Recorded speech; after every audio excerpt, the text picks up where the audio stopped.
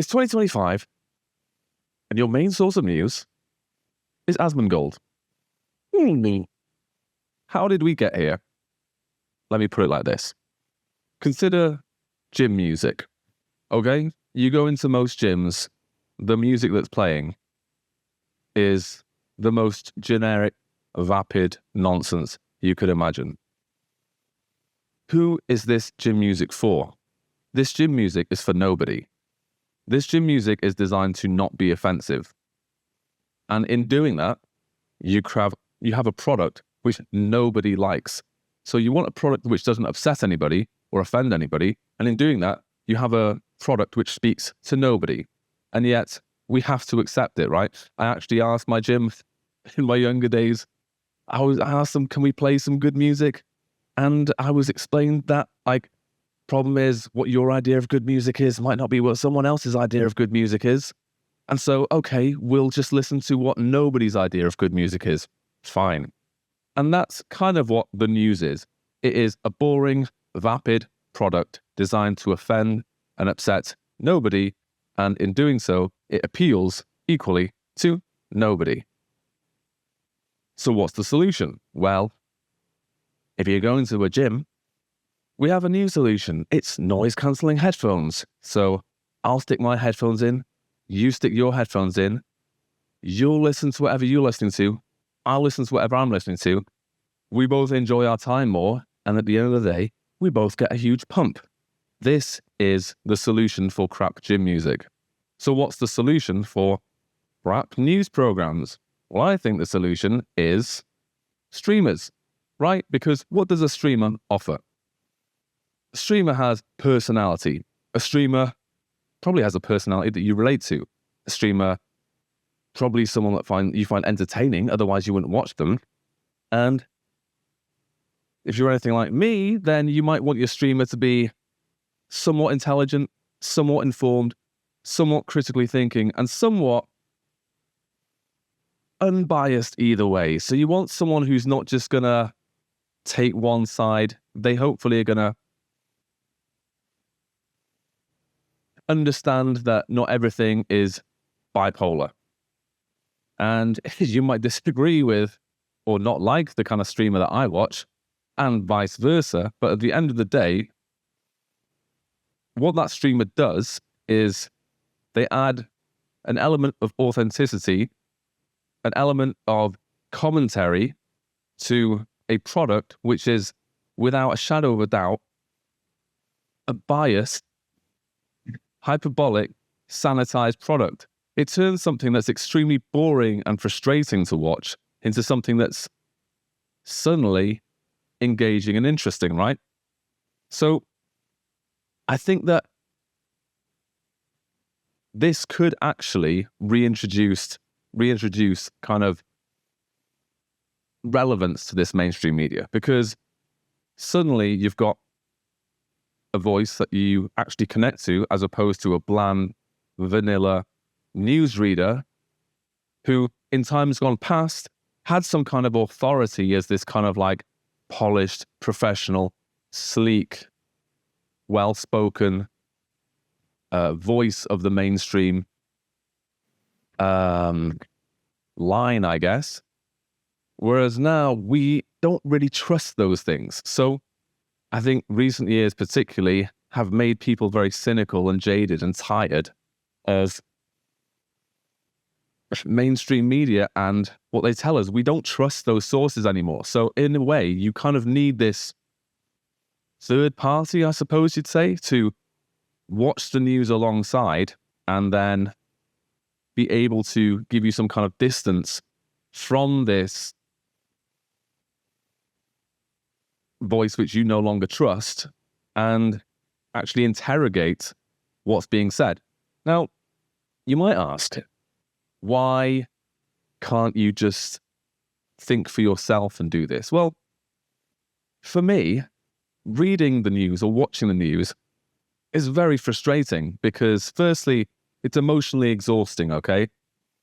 Like, there's only so many times you can be told the world is ending before you just think, well, I don't believe you anymore. I guess either you're right or the world has already ended, so who cares? The other one is, undoubtedly, news is biased.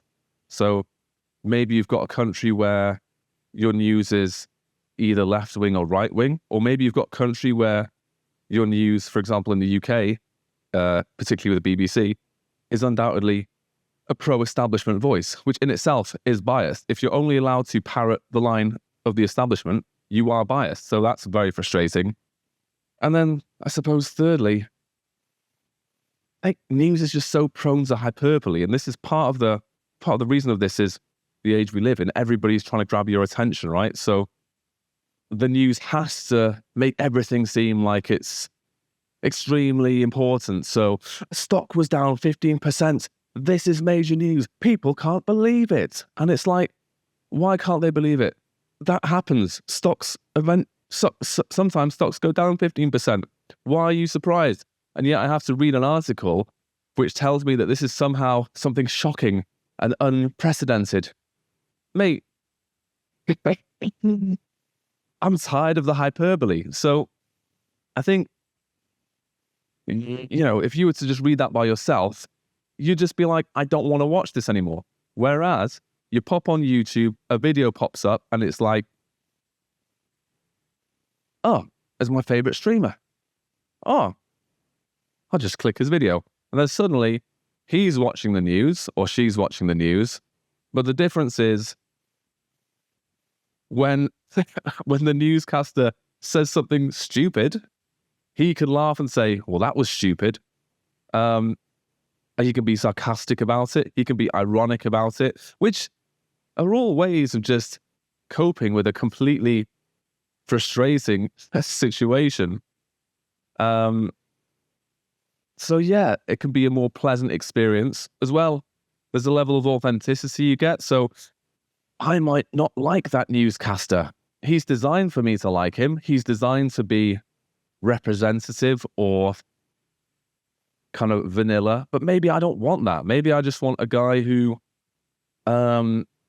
lives in a cockroach-infested hellhole and wakes up to an alarm clock of a dead rat. Maybe that's what I want. And if that's what I want, then I'm going to get it. So that's another reason why a streamer makes the news more palatable and engaging and interesting. What would be like another reason? Oh yeah, interactivity, right? So take, for example, a streamer who has a Twitch stream, a chat stream going on, right? This is very different to your mainstream news because your mainstream news doesn't allow your opinion. In fact, the mainstream news doesn't want your opinion. The mainstream news wants you to listen to their opinion. And if they do present opinions, they're often so far either one side that it's like, it's not even a nuanced debate.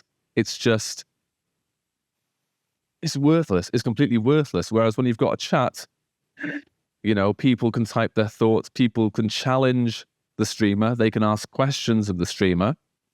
In some cases, the streamer might read out what they've said and correct them or give his opinion and explain why, which is what a good streamer should do, which is if they hold an opinion, well, no, they don't have to do it, but if they hold an opinion and they wish to convince someone of that opinion, then they need to give reasons, right? So it's live, it's authentic. Like a streamer who goes on stream live for 5 hours a day can't hide. If they say something unjustifiable or unquantifiable, they will get called out for it, either live or in a subsequent video, like where someone critiques them. So that level of accountability simply isn't there with mainstream media. And in fact, this is another bugbear that I have, which is nobody, particularly politically or in mainstream news, ever seems able to say, I don't know the answer to that. Somehow we've got this idea in our culture, which I think is deeply toxic, whereby if you admit you don't know something, we have this, we're told to think this undermines our credibility. I would much rather have someone who tells me, I don't know about that, let me check it and get back to you, or just admit they don't know, than someone who tries to bullshit me or obfuscate the truth or obfuscate their lack of knowledge. And until politics or even mainstream media can understand that just hiding your lack of knowledge is inherently an untrustworthy thing to do, I think we'll be stuck in this paradigm where nobody trusts mainstream media. So that's another reason why I think streamers in general are kind of a more honest prism through which to observe the news, observe current events, and then offer commentary. Let me think. There was one more point I wanted to make. Curation. So, as I said before, in a world where there's so much news, the streamer, it's kind of his job to watch the most relevant ones and react to them, if anything. Critical analysis as well. So if you're just watching it and taking it for what it's worth, then the news is just going to exist on one dimension. This is what is said, and maybe these are biases. But then the streamer is going to be able to critically dissect and fill in the blanks, what isn't said. What biases might they have? What might the counter arguments be? And that's another thing. I think about critical thinking. So schools don't necessarily teach critical thinking. Universities don't teach critical thinking. So if people are watching the news whilst also watching a guy critically analyzing and dissecting the news, this is modeling critical thinking. It can help people think more critically in an age where maybe they're not getting an opportunity to do so otherwise. I think also not being on a payroll is a pretty huge thing. You might always think that there's always a financial incentive to do something, but I'd rather have someone whose financial incentive is to just simply be entertaining and to, grow their channel, as opposed to someone whose financial incentive is you have to tell people this particular narrative and we need to stick to this narrative. So I think having, in a way that offers some kind of oversight, it kind of challenges what you're being told. And I think finally,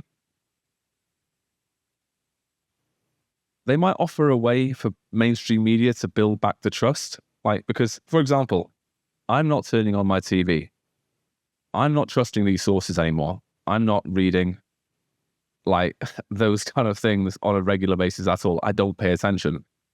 But if a streamer is watching a certain source, or you notice that a particular source or a particular presenter or a particular thinker is kind of talking a lot of sense on a consistent basis and is actually behaving in a way whereby you might trust them more, as I said before, admits when they're wrong, doesn't try and hold themselves to a higher, doesn't place themselves on a platform or somehow, do all the things that really turned us off mainstream politics and mainstream media, then I think streamers actually might offer a chance for mainstream media to win back that trust. So that's how I come to the conclusion and the title that, your favorite streamer might be able to save mainstream media, because maybe they can, if it is in fact worth saving us all. But I certainly think they offer a whole new way to digest and a whole new way to process news, in the same way that newspapers, news TV programs, kind of even social media is a different way to digest the news. I think streamers also offer an equally valid, I would say, way for you to digest the news. So that's about all I've got to say about that. Thanks for listening.